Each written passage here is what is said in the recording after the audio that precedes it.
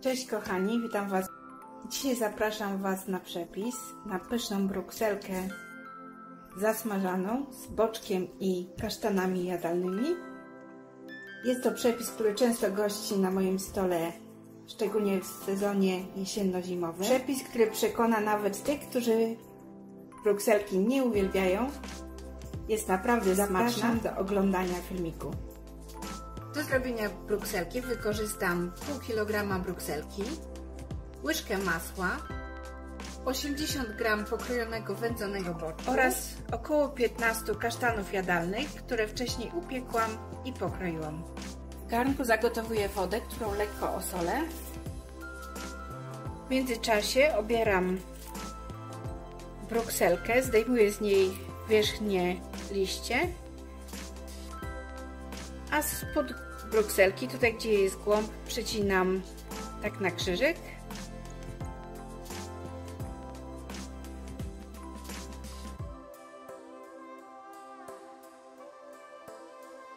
Na rozgrzanej patelni posmażę boczek.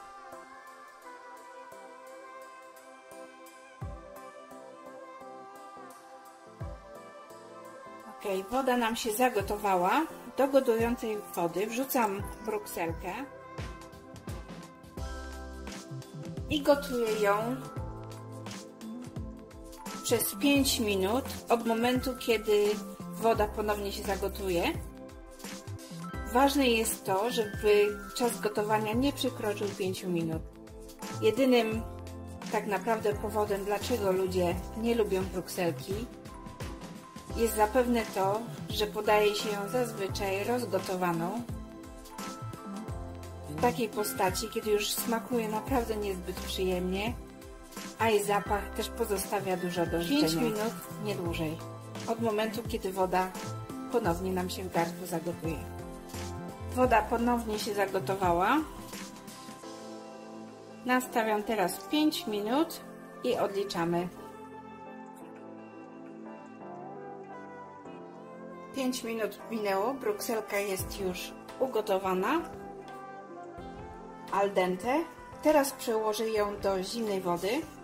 Aby powstrzymać proces gotowania, brukselkę przekładam do wody z kostkami lodu, po to, żeby jak najszybciej się schłodziła i nie gotowała już dłużej.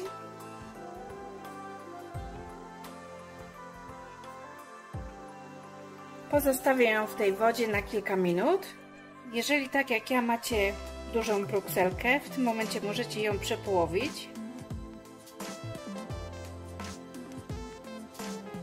Brukselka, jak widzicie, nie jest rozgotowana, fantastycznie chrupiąca i nie ma tego okropnego zapachu rozgotowanej kapusty. Na patelnię z usmażonym boczkiem wrzucam teraz odcedzoną brukselkę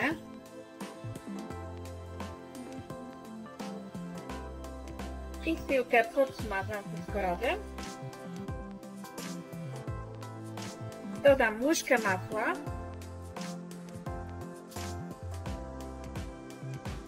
pokrojone kasztany. Całość doprawiam solą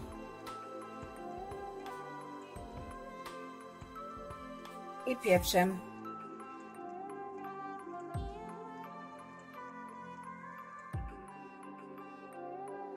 Podsmażam wszystko razem przez jakieś 2-3 minutki.